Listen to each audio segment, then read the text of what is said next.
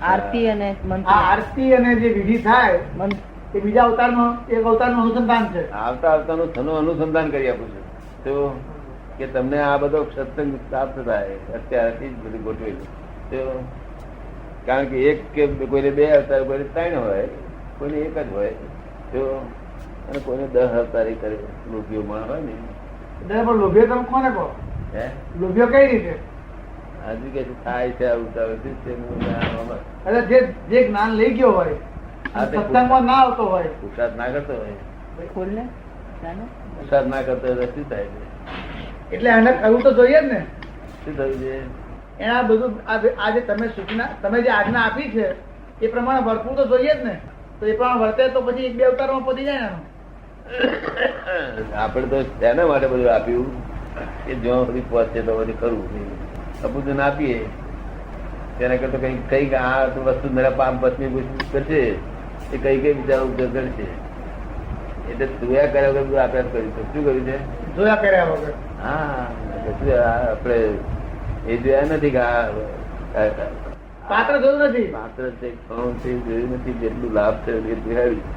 અને જ્ઞાની ગુણ નો કોઈ દર્શન કર્યું હશે ને તે ક્યારે ફળ આપશે કહેવાય. પણ દાદા એક અવતારે આ ધારો કે એક અવતાર આપણે એક જ અવતાર જોઈતો હોય, નસીબી દર્શન કરી ગયા છે ને હા, એ ક્યારે એનું ફળ મળશે કહેવાય. જ્ઞાન બહુ લઈ ગયા છે. એ તો અમે હાથે લીધું હતું ને સંતાન કરી આપી. ખપાવાનું નહીં. આ જે બધા એમને રહ્યું એ ખપાવાની વાત નહીં, પણ એ હવે જે અનંતતાની રખડપાટ હતી ને તે અનેક ચક્કર ફરવાનો હતો તે બધો ઓછો થઈ ગયો. પણ તમે જે લોભિયાની વાત કરી ને, તમે જે લોભિયાની વાત કરી, કોઈ લોભી હોય તો 15 અવતારે એનું કામ થાય, તો એ લોભિયો કેવી રીતનો એમ? એ લોભિયાની વાત નથી પાછી. એ આ નહીં, આ તો લઈ રહ્યા પોતે આયા ને એને તો ગમે ત્યારે લાભ થાય એનું કઈ ઠેકાણું નહીં. પણ જલ્દી કોઈ તારો લાભ થશે. અને લોભિયો તો અહીંયા આવતો હોય તો ના કરતો હોય. શું કહ્યું? પણ શું ના કરતો હોય? વિધિ એવું બધું ને. અને પાછું મનમાં એમ હોય મોખમાં જઈને શું સુખ છે, અહીંયા શું ખોટું છે કે છે માટે જેટલા અવતાર થાય એટલા ખરા કે છે. શું દરેક નું મન જુદા ને, દરેક નું મન જુદા ને જુદા બધા 15 અવતાર થાય કે લોભ બોભ રહી ગયો હોય કે. ધારો કે લઈને ગયો, જ્ઞાન લઈને ગયો અને ફરી તો આવ્યો નહીં, ફરી આવ્યો નહીં, એને યાદે ના આવ્યું, ભૂલી ગયો. ધારો કે વાંધો નહીં. હવે એ છે તો એને ફળ ક્યારે આવે? એ તો આવ્યા રહે છે ને. 1 કલાક જે કઈ કાર્ય કર્યું એનું ફળ આવ્યા રહે. અને ફળ તો મજબૂત આવે. કેવું? ખરેખર મજબૂત આવે. છોડે નહીં મળે. એના માટે 15 ભાવ કે અર્થપૂતગલ પરાવર્તન કાળ? ના, એના માટે નથી 15 ભાવ. 15 ભાવ તો પુરુષાર્થ કરતો હોય તેને કેવું? તો પુરુષાર્થ ના કરતો હોય કેવું? આવતો હોય પણ પુરુષાર્થ ના કરતો એવું થશે કે શું ચાલે? પણ 1 કલાક બેસી ગયો એના માટે અર્ધપૂતગલ પરાવર્તન કાળ તો વટાઈ ગયો ને. હા, એટલે લિમિટમાં આવી ગયો. લિમિટમાં આવ્યો ને. અર્ધપૂતગલ પુરાવર્તન કાળ એટલે લિમિટમાં આવી ગયો. એ 15 ની લિમિટમાં આવ્યો. 15 ની લિમિટ એને પછી ઉદા સાધન મોક્ષ લઈ જનારા સાધનો મળી આવે. પણ આ જ ના હોય તો પછી જે રીતે સાધન મળે આવે? આ તો બહુ મોટી વસ્તુ છે. જેની પણ છે ને આગળ એવું બહુ કામ કરીને. હજુ દાદા જે આરતી છે, આરતી એનું મહત્વ જોઈએ એવું નથી સમજાતું. ના સમજાય. સમજાવો એ તમે કોઈ વખત બધા સત્સંગમાં હોય ને વાત કરો ને તો આરતી કરીશું તારા સમજાવીશું. અમે તો આરતી થાય એવું જ નથી. બીજું કોઈ નહીં. આરતી નું ફળ મળે તમને. ઘેર આરતી કરી એનું મહત્વ શું? આરતી નું ફળ અહીં મારી હાજરીમાં જે મળે ને એવું ફળ કોઈ જગ્યાએ ના મળે. પણ પેલું તો આપણું ગોઠવણી વાળું. પણ તોય આરતી નું ફળ બહુ ઊંચું મળશે ઘેર કરશો તો. એટલા બધા ગોઠવી દે. આખો દાડો વાતાવરણ દૂષિત દૂર ના થઈ જાય ને. મારા પ્લેસ નો વાતાવરણ વાળા ઘણા છે. કેવા છે? પ્લેસ નો. તેમાંથી આરતી ગોઠવી ગયેલી હોય ને આખો દાડો છોકરા બોકરા બધા ફેર પડી જાય. અને આરતી છોકરા બોકરા બધું ઉભું રહે. શું તમારે તો ઉભો રહે છોકરા? બધા એ છોકરાનું મન સારું રહે. શું અને અકળેલા છોકરા હોય ને તે છોકરા શું આ તાપ આક્રમણ અને બહારના કુસંગ એ કુચારિત્ર ના વિચાર આવ્યા કરે. શું આવે? શું ચાલે? એમાં આપણું આ છે ને ઠંડક આપણું પેલા વિચાર ઉડાડી બચાવવાનું સાધન છે. બહુ બહુ સુંદર સરળ. કેટલાક તો 2 વખત કરે, સવારનું હોય 2 વખત. છોકરાઓ પર ને મોટાઓનો ક્લેશ ના થાય. દરેક ક્લેશનું જ વાતાવરણ છે અત્યારે. ના ઉભો કરવો હોય તો પૈસા હોય બધી સાધન હોય તો ક્લેશ તો ભાઈ પહેરી જ જાય. ટેબલ પર ટેબલ ખગડાવે. શું કર્યું? જમવા બેઠા પછી ખગડાવે ને ખગડાવે. તમે આમ કર્યું તમે આમ કર્યું ચાલ્યું થઈ ના ચાલે. ચાલે. કર્મો ખરા, સંચિત કર્મો જે છે આપણા પાછલા એ કોઈ બાળી શકતું જ નથી. તો પછી નાની પુરુષ કેવી રીતે બાળી શકે? એ તો કૃષ્ણ ભગવાન ગીતામાં કહેલું છે કે જ્ઞાની પુરુષ કર્મનો ગોટો વાળી નાશ કરી શકે. નાશ ના કરે ને તો કોઈનો ઉકેલ જ ના આવે. એટલે કૃપાળુદેવ એવું કેવું છે કે નાની પુરુષ તો આપી શકતા નથી, કશું આપી શકતા લેતા નથી. એ દેવા દેવાની વાત જ નહીં. કર્મની વાત. કર્મ નાશ કરી શકે. 2-3 જણનો ઓપિનિયન એવું હતું કે નહીં પોતાનો નાશ કરી કરે પણ બીજાનો હું નાશ કરી શકે. તું પોતે તારો નાશ કરી શકો. તું તારા કર્મ નાશ કરી શકો. એ બધા કેવી રીતે પાછું? હે એ કેવી રીતે? તને તારે વિચાર આવવા મળ્યા ને હા. એ કર્મો તે કર્મ ઉદય થતા એમાં હારા ખોટું બધું આવે. તે ઘડી તું જ્ઞાનમાં પડી ગયો ને એ પછી ગુસ્સો એક બાજુ જ્ઞાન જ બાળી ગયેલું. બધી જ જાતનું કર્મ બાળી ગયેલું. અને જો કર્મ ના બળતા હોય ને તો આ સિદ્ધાર્થ નો લક્ષ્ય કોઈને બે નહીં. કર્મ બધા ભોગવાઈ જાય ત્યાર પછી સિદ્ધાર્થ નો લક્ષ્ય બે નહીં. ભૂલી જાય તારે ના કશું ના બોલે. લક્ષ તો જ કરા કરે.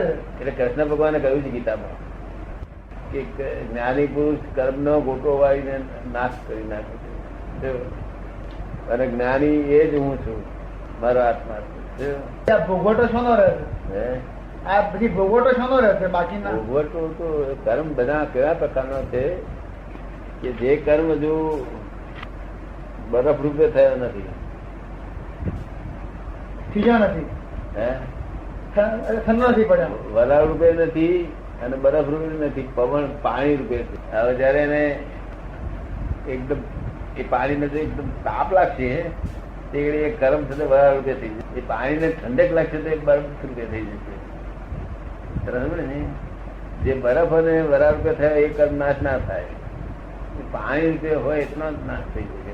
એને પારિભાષિક ભાષામાં શું કહે છે એ પ્રકારના કર્મોને? પાણી જેવા કર્મો કે જે બળીને નાશ થઈ શકે છે એના માટે કયો શબ્દ છે પારિભાષિક? પારિભાષિક શબ્દ તને સમજાયું? કયા કર્મ નાશ થઈ જાય? જે પાણી રૂપે રહ્યા હોય તે, પ્રવાહી રૂપે રહ્યા હોય તે, અને આ જે ભોગવવા પડે છે એ પાણી રૂપે નતો તે સિવાય પાણી રૂપે વાળા હતા તે ઉડી ગયા.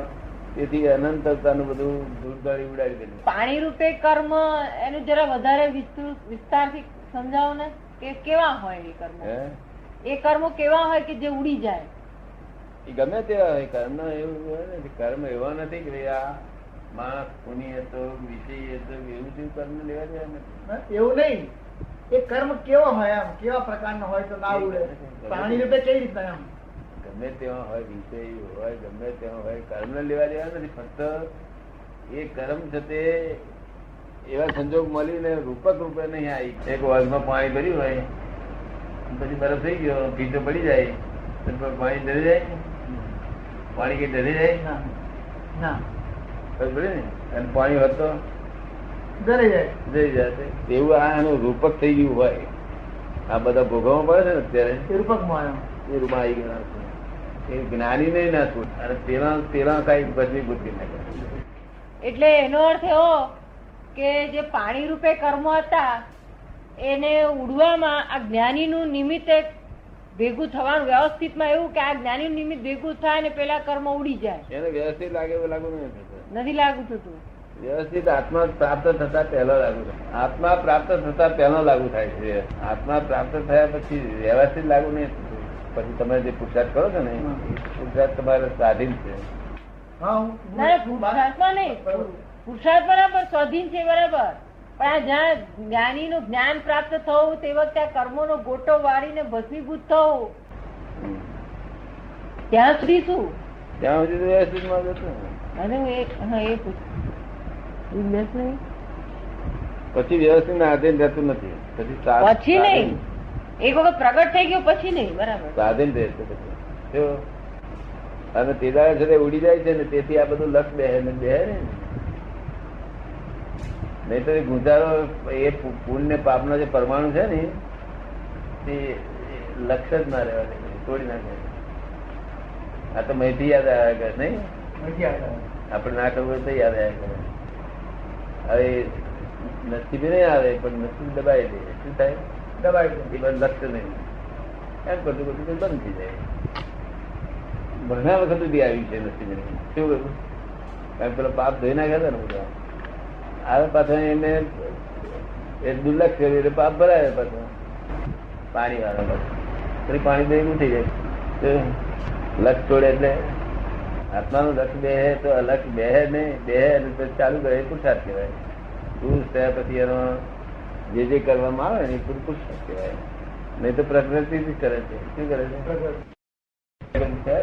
બધાની જોડી પડ્યા છે, છોકરા થાય છે ને, કોઈ અટકતો નહીં. અને અટકાવવું હોય તો હારા માણસ અટકાવ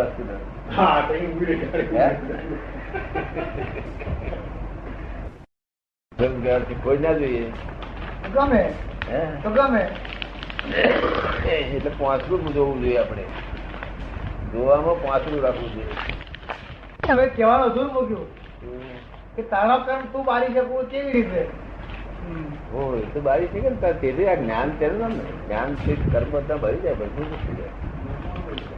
તમે કર્મ ઉદય આવ્યો ને અને તમે જ્ઞાનમાં રહ્યા તો બધું રોજ પ્રાપ્ત થઈ જાય. કઈ રીતે જ્ઞાનમાં રહેવું? પૂછો ને તો clear.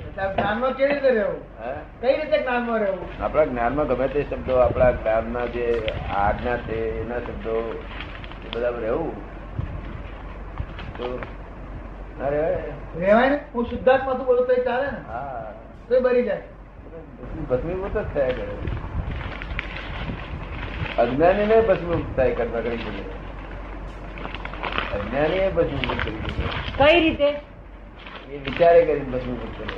તો વિચારે હા, વિચારણા કરે. જે મેં કર્મ ઉદય આવ્યો ને એની વિચારણા આમથી છે તે આમથી છે તે આમથી છે પણ તો બહુ હાઈ ક્વોલિટી માણસો હોય. કૃપાળુદેવના વાત સમજતો હોય. શું કર્યું? કૃપાળુદેવ એ રીતે ગયેલા ને. કૃપાળુદેવ વિચારણા એ કરીને આગળ વધેલા ને. વિચારથી જ બધું આગળ વધે. વિચારથી બધા કર્મ ભસ્મીભૂત થઈ જાય. જે કર્મ ઉદય આવ્યો ને તેને વિચારણા કરે ને એ ખૂબ વિચારે કરે, આમથી વિચારે આમથી વિચારે ભસ્મીભૂત થઈ જાય.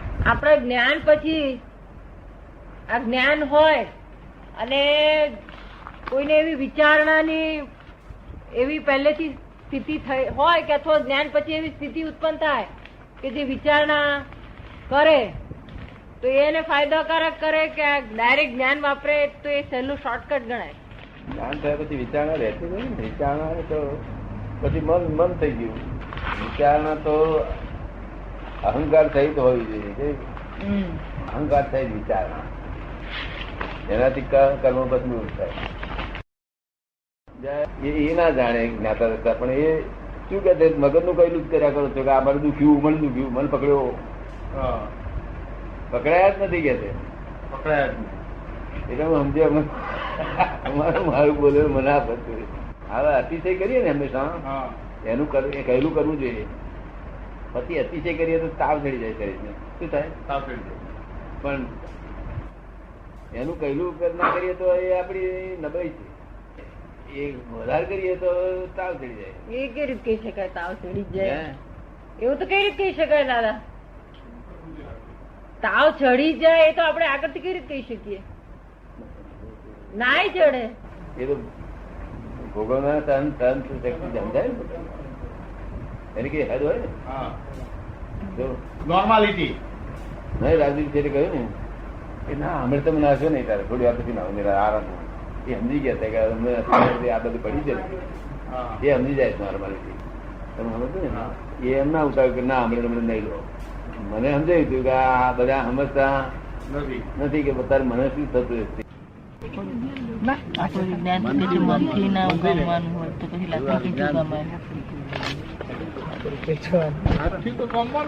ના મનથી નહીં ઉગામવાનું તો પછી અસ્તિત્વ ગમાય જ નહીં એમ.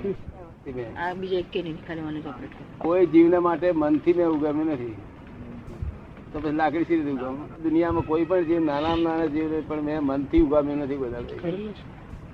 તો પછી બીજી રીતે ઉગામ્યું સી રીતે? વાણીથી ઉગામી જાય. વાણી જરા એ કકરી નીકળી જાય. દાડા એકાદ દાડો વાણી જરા છે નીકળી જાય. કકરી જરા કકરી આ જેમ ખાદી ને રેશમી માં ફેર હોય છે ને, ખાદી કેવી હોય લાગે? કકરી હોય એ છે કકરી નીકળે વાણી કોક દાડો. બાકી આખા વર્ષ દાડો એકાદ દાડો. બાકી વાણી એ ઉગામ્યું નહીં કોઈ દાડો. મનથી ઉગામ્યું નથી કોઈ દાડો. નાનામાં નાનો જીવે છે પણ મનથી મેં ઉગામ્યું નથી. અત્યારે મન ઉગામ્યું નથી. આ વર્લ્ડમાં કોઈ પણ જીવ, એક પણ જીવ જો વીંછી હમણાં કઈડી ગયો હોય પણ એની ઉપર મનથી ઉગામ્યું ના હોય. કઈડીને જાય તો એ તો એની ફરજ બજાવી જાય છે. એ એની ફરજ બજાવે છે. શું થાય છે? એ ના બજાવે તો આપણને છુટકારો ના થાય. આ ઉતારવા વાળા એવું કહે છે ને કે એને વીંછી મારી નાખી તો બાંધે તો વીંછી ઉતરી જાય. એમ કે છે કે આ જે વીંછી ઉતારે છે હા એ લોકો એવું કે છે કે વીંછી કરડ્યા પછી એ વીંછીને મારીને એને ત્યાં આગળ બાંધી દે તો ઉતરી જાય. હા એ તો બધું કે છે. અરે ઉતરે છે ખરો લોકોને ઉતરે છે ખરો. ઉતરે છે ખરો તો જેને છટકી નાસવું છે આ સંગ્રહસ્થાન માંથી તેના માટે આ કાયદો નથી લાગ્યો. કોઈ પણ જીવ જોડે મન ઉગામ્યું નથી કોઈ દાડો. મન તો ઉગામ્યું નથી એની ખાતરી. માનસિક હિંસા ક્યારે નથી. વાત છે કેવો છે? વિરોધીને આશીર્વાદ કારણ કે મનનો સ્વભાવ છે કશું આપ્યા વગર રહે નહીં. કેવો છે? વિરોધી નહીં હાલવાનો. હે આ કરી વિરોધ કર્યો નથી પણ વિરોધ નું હથિયાર જ રહ્યું નહીં. અત્યારે જ નથી. હા પછી તો લોકો એમ સમજશે કે મેં નથી કર્યું એટલે આપણે વિરોધ નહીં કરી શકીએ. પણ તમને તો સમજણ પડી કે આ હથિયાર કામનું જ નથી. આ હથિયાર કામનું જ નથી એટલે વપરાતું જ નથી ને. કે છે કે તમે તો સમજી જ ગયા છો કે આ હથિયારનું કામ જ નથી. હથિયાર કામનું જ નથી. હથિયાર કામનું નથી ને હથિયાર જરૂરિયાત છે એ વિચાર નથી આવ્યો. અમે આ તલવાર જ્યારથી જમીન ઉપર મૂકી ત્યાર પછી ઉઠાવી નથી. ગામો શસ્ત્રધારી હોય તો પણ અમે શસ્ત્ર ધારણ ના કરીએ. અને છેવટે એ જ રસ્તો લેવો પડશે જેને અહીંથી આ જગત માંથી ભાગી છૂટવું છે તો અનુકૂળ આવતો નથી. તેને છેવટે એ જ રસ્તો લેવો પડશે. બીજો રસ્તો નથી. લોક છે એમનો બધું અર્પણ કરી દેવા તૈયાર છે. આંખમાં સહેજ પણ કોઈ પણ પ્રકારનું ઝેર દેખશે ત્યાં સુધી લોક નમસ્કાર નહીં કરે. લોકો નમસ્કાર કરતા પહેલા જુએ છે આંખ જુએ. શું જુએ? કાલે તું તો હતો ને મંદિરમાં? શું જોતા લોકો? ઘણા દર્શન કરી ગયા હતા. હે શું જુએ? હાસ્ય થયેલાય નહીં. કેવું ભૂપેન્દ્રભાઈ?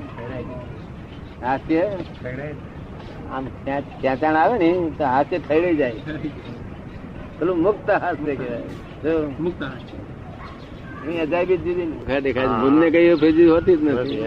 જગત ની દ્રષ્ટિમાં દેખાય છે. તે કોઈની દ્રષ્ટિ એવી નહીં હોય કે આખું જોઈ શકે એમ. ના આ તો એના ભેજી જ છે. મૂળ ચંદ્ર તો આખો જ છે ને. આ તો સંજોગોને લીધે આવો દેખાય છે. સંજોગોને લીધે આવો દેખાય છે. શું સંજોગોમાં છે કે સૂર્યનો એ લાઈટ લે છે એટલે સૂર્ય કઈ દિશામાં છે એક્ઝેક્ટ સામસામી દિશામાં આવે ને ત્યારે આખો એ જ્યાં સુધી દિશા જેટલી વાંકી છે એટલો વાંક અજવાળિયાનો છે તે અહીંથી ઉગે છે. અજવાળિયાનો અવસ્થાએથી દર્શન છે. બીજ કઈથી ઉગે છે? આ પશ્ચિમમાંથી. અને અંધારિયાનો આ બધું ઉગે છે.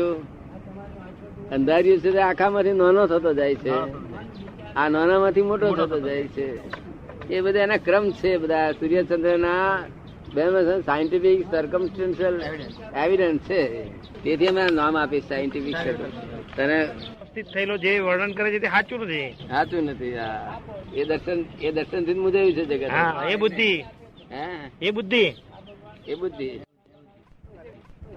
કાયદેસર છે. ગજુ ખાલી કાયદેસર કાયદેસર હા, એ ગપ્પુ નથી. મારે દરેકે ડરવાની જરૂર નથી.